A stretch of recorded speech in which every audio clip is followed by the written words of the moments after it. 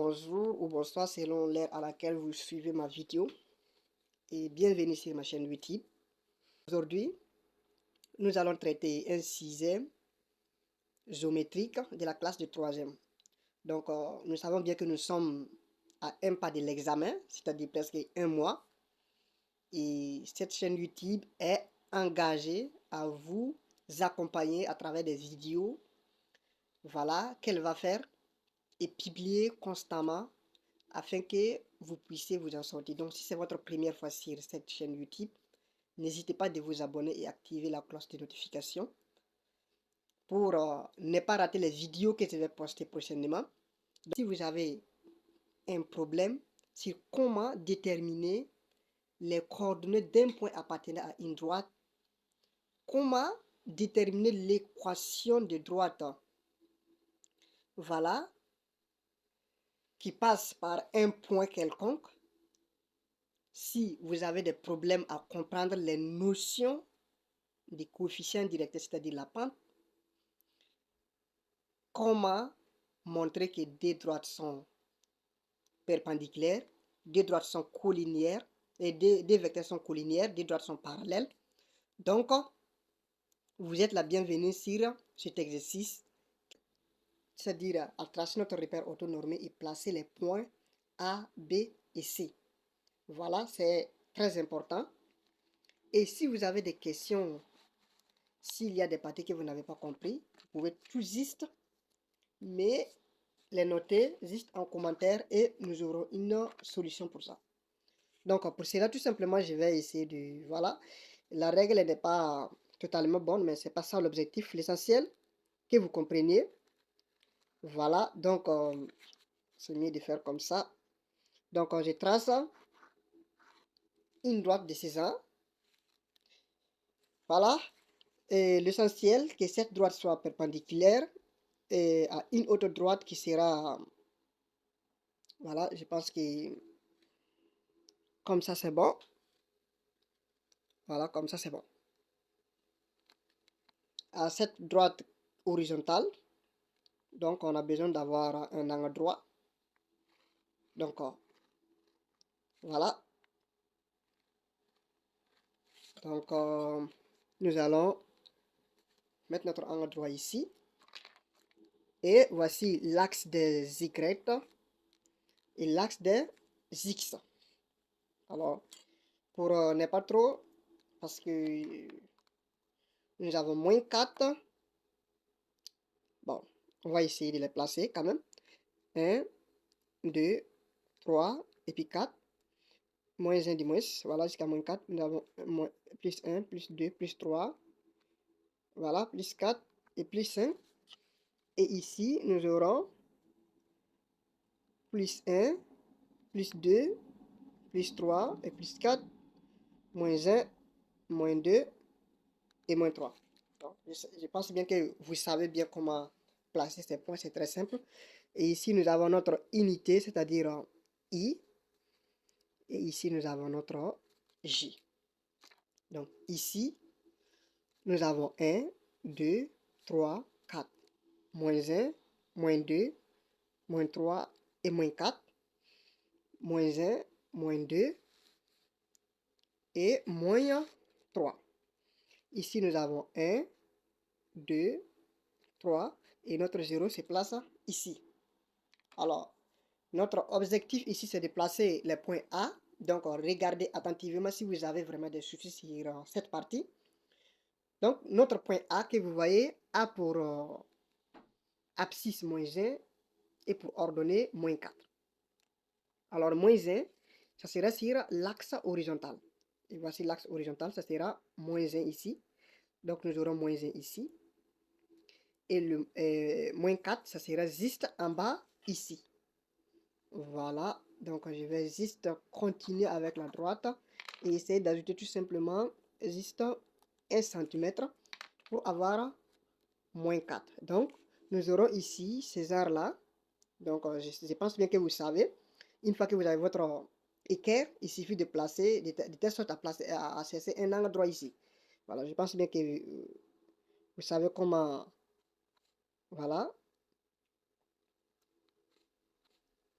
Donc ici, nous aurons notre A. Donc voici A ici. Voici notre A qui a pour coordonnée moins 1, moins 4. Voilà. Et notre point B, voici notre point B, A pour abscisse 4, c'est-à-dire ici, et moins 2. Voilà. Donc nous allons essayer encore de placer notre point B. Voilà. Ça ne sera pas totalement parfait, mais l'essentiel est que vous puissiez comprendre. C'est ça le but. Voilà. Donc voici notre point B. Et maintenant, nous allons placer notre point C, qui a pour coordonnée abscisse 2 et ordonnée 3. Abscisse 2, nous sommes ici. Ordonnée 3, nous sommes ici. Alors, nous allons essayer de placer attentivement et soigneusement ces points. Donc, je vous rappelle, n'hésitez pas de vous abonner à la chaîne parce que cette année, BPC 100%. Alors, voici notre point C ici. Donc, nous avons fini, nous avons terminé de placer nos points. Donc, c'était la question numéro 1 que nous venons de terminer. Nous allons maintenant aborder la question numéro 2. Donc, la question numéro 2, on nous demande tout simplement, je vais juste laisser le sujet de téléchargement juste en dessous de la description. Voilà, on nous demande en petit d de calculer les coordonnées du point 2 pour que ABC2, voilà, coordonnées D, voilà, coordonnées du point D, qui a, bon, nous allons les noter comme ça, tel que, voilà, je vais abréger, ça c'est que, tel que A, B, C, D, soit un parallélogramme. Voilà, parallélogramme. Parallélogramme. Donc, ok, vous comprenez, parallélogramme avec des ME, on va s'arrêter là pour ne pas perdre trop de temps. Ok, alors, comment nous allons déterminer les coordonnées du point D pour que ABCD soit un parallélogramme? Voilà. Comment vous comprenez lorsqu'on dit que ABCD est un parallélogramme? Voilà, c'est tout simplement, vous savez que les éléments constitutifs d'un parallélogramme, lorsqu'on dit qu'un parallélogramme ABCD, ça veut dire tout simplement que la distance AB est égale à la distance CD. Ça, c'est en termes de distance. Maintenant, en termes de vecteur, ça veut dire tout simplement que le vecteur AB est égal à tout simplement au vecteur DC. Est-ce que vous comprenez? Voilà. C'est quand on dit un parallélogramme, puisque quand vous regardez, nous avons ce point-là. Et le parallélogramme AB, C, D. Donc, ça veut dire que notre point D, on sait bien que notre point D va se placer de ce côté-là. Ce qui implique que le vecteur AB est égal au vecteur CD. Vous voyez bien, le vecteur AB est égal au vecteur CD. Parce que notre point C va se placer de ce côté-là. Alors, pour cela, nous savons bien que les coordonnées du vecteur, excusez, je vais un peu déplacer mon ordinateur. Voilà, donc on aura AB doit avoir pour coordonnées x de B moins x de A, y de B moins y de A. Donc, ce qui va nous donner tout simplement x de B, c'est 4 moins x de A, qui est moins 1, sur y de B, qui est moins 2, moins y de A. Donc, nous aurons comme ça ce qui va nous donner tout simplement 5, puisque nous aurons 4 plus 1 et moins 2 plus 4 qui va nous donner ici 2. Donc, ce sont les coordonnées du vecteur AB. Et maintenant, comme nous avons ici nommé notre point D, qui a pour coordonnées x et puis y, alors nous aurons aussi le vecteur DC aura pour coordonnées x de c que nous avons qui est égal à 2 moins x de d qui sera x et y de 2 et de c qui est 3 moins y qui représente ici notre ordonnée du point D. Alors nous avons voilà ces deux et voilà ces deux éléments. Est-ce que vous voyez? Voilà. Donc à partir de là, comme je vous avais déjà dit, lorsqu'on dit qu'il s'agit d'un parallélogramme, ça veut dire que le vecteur AB est égal au vecteur DC. Donc, ce qui implique tout simplement que nous allons appliquer cette formule. Et AB est égal à DC, ce qui implique qu'on aura 5 et puis 2 est égal à D moins X à Y et 3 moins Y. Donc, ce qui veut dire tout simplement que nous aurons D moins X est égal à 5 et 3 moins Y est égal à D. Alors, nous aurons notre X moins X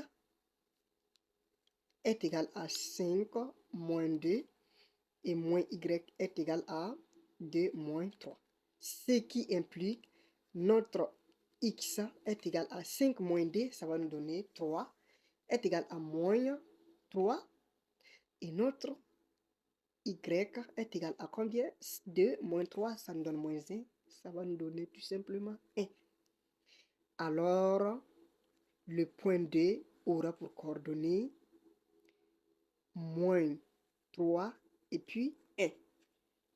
Donc, on dit de calculer les coordonnées du point D sur le parallèle. Bon, on ne nous a pas demandé de placer ce point, mais je vais essayer de placer ce point pour que ce soit un peu visible pour vous. Donc, nous avons moins 3 et puis 1. Moins 3, donc nous sommes ici, et puis 1. Alors, si nous essayons, nous verrons tout simplement que notre point 2 va se présenter tout simplement ce côté-là. Voilà. Je ne sais pas, du fait que je n'ai pas fait avec les règles, je vais juste essayer de tracer ce parallélogramme pour vous montrer en rouge, même si on ne nous a pas demandé juste une explication. Voilà, donc vous voyez bien que le vecteur AB est égal au vecteur DC. Alors, lorsque deux vecteurs sont égaux, ça veut dire tout simplement qu'ils ont le même sens, même norme, et comme vous pouvez constater, ce sont les mêmes normes. Je ne vais pas trop rentrer en détail. Voilà. Peut-être on fera un exercice de ça qui sera encore plus explicite pour vous. Mais ici, le but, c'est de traiter ces sujets. Alors, nous venons de répondre à la question numéro 2. Nous allons maintenant passer à la question numéro 3, qui est très, très importante. Donc, voici la question numéro 3, petit a. On dit de déterminer une équation de droite delta qui passe par le point B et des coefficients directeurs moins 5 sur 2, c'est-à-dire une pente. Alors, lorsqu'on dit cette droite delta, nous allons essayer de donner d'abord son équation de droite qui sera y est égal à ax plus b, avec notre a, c'est notre coefficient directeur, c'est-à-dire la pente, et b, c'est l'ordonnée à l'origine. Donc, ce qui implique tout simplement que nous avons notre a, qu'on nous a donné ici, le coefficient directeur est égal à moins 5 sur d. On dit notre droite delta passe par le point B, que nous savons bien que le point B a pour coordonnées 4 et puis moins 2. Et lorsque c'est comme ça, si cette droite passe par le point B, ce qui implique que nous pouvons remplacer notre y par 4, dans le but tout simplement de déterminer notre ordonnée à l'origine. Vous pouvez ici représenter cette droite par comme ça, est égal à mx plus p. Voilà, ce sont des notations qu'on fait souvent. Et à partir de là, nous allons travailler avec la deuxième dont je viens de représenter ici. Parce que quand on dit m, vous voyez directement m c'est la pente. Et le p c'est l'ordonnée à l'origine. Donc ici, nous allons prendre la deuxième méthode avec m c'est la pente. M est égal à moins 5 c'est d. Et p c'est l'ordonnée à l'origine que nous allons essayer de déterminer. Alors, nous avons notre point D, B, qui appartient à la droite delta. Alors, nous allons prendre moins D pour Y, c'est-à-dire moins D est égal à moins 5 sur 2, multiplié par X, qui est égal à 4, plus P. Alors, notre P est égal à moins D, plus, voilà, nous avons ainsi moins ici, plus 5 sur D fois 4, ce qui va nous donner moins D, plus 10. Puisque nous pouvons simplifier le 4 par D, ça sera 5 fois 2. Donc, notre P est égal à 8. Alors, notre équation de droite, Y est égal à moins 5 sur dx plus 8. Et nous venons de répondre à la question numéro A, et à la partie A de la question numéro 3. Nous allons maintenant aborder la partie B.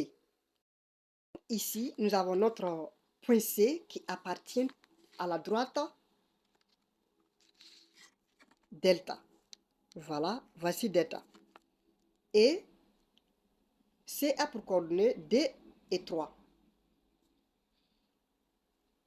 On nous demande à la partie numéro B de vérifier que ce point C appartient à cette droite delta. Alors, si le point C appartient à la droite delta, ce qui implique que lorsque nous allons remplacer x par sa valeur, nous allons automatiquement trouver le point, nous allons automatiquement trouver 3. C'est-à-dire, si le point C appartient à la droite D, alors y doit obligatoirement être 3. C'est ce que nous allons essayer de vérifier, voir. Donc, nous avons y qui est égal à moins 5 sur D fois D plus 8. Ce qui nous donne moins 5, puisque nous pouvons ici simplifier les 2, ce qui nous donne moins 5. Donc ici c'est plus, moins 5 plus 8, ce qui va nous donner 3. Donc nous avons trouvé 3. Alors le point C est élément de la droite delta. Donc nous venons de répondre à la question numéro 3. Nous allons passer maintenant à la question numéro 4. Pour la question numéro 4, petit a, on nous demande de déterminer une équation de droite AB. Voilà. On nous demande de déterminer une équation de droite AB. Donc, rappelez-vous bien que nous avons calculé le vecteur AB qui avait pour coordonnées. Attendez. Là, notre vecteur AB a pour coordonnées 5 et 2. Voilà. Pour déterminer l'équation de la droite AB, nous allons choisir soit un point M des coordonnées x, y, élément de la droite AB. Donc, regardez bien, c'est voilà, cette méthode qui va vous permettre de déterminer, en fait, lorsqu'on vous pose cette question, soit M des coordonnées x, voilà, soit M des coordonnées x, y, élément de la droite AB. Alors, ce qui implique tout simplement que le vecteur AM sera collinéaire au vecteur AB. Voilà. Et nous aurons à ce moment notre vecteur M A qui sera X moins, voilà, et Y moins, voilà, collinière au vecteur AB. Excusez-moi, j'arrive juste un instant pour qu'on détermine en fait. Ici, nous allons mettre les coordonnées de notre point A. Et notre point A a pour coordonnées X,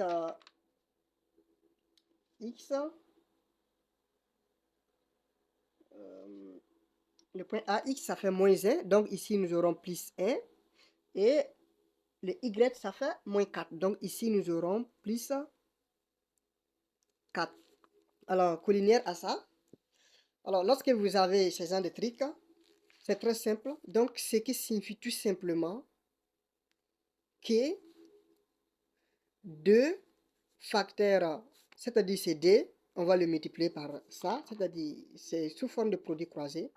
Le 2, voilà, 2 facteurs de X plus 1, X plus 1 est égal à tout simplement à 5 facteurs de Y plus 4.